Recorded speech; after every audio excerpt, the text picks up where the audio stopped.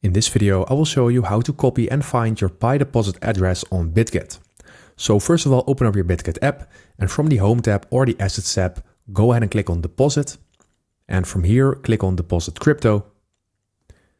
And at the search bar, go ahead and type in Pi. And when you click on Search, you will see Pi all the way at the top. And below, you can see the selected network, and that is the Pi network. So let's go ahead and click on Pi. And right now our wallet address will be generated, and we can go ahead and copy this to our clipboard.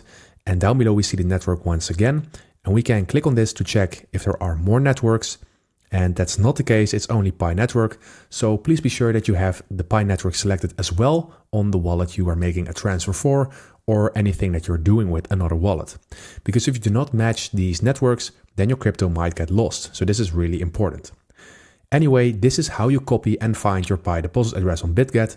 If you aren't started yet on Bitget, then go ahead and check the link in the description to get started for free with a nice welcome bonus. Anyway, that is it for the video. I hope this video helps you out. Please leave a like and consider subscribing, and then I'll see you in the next one.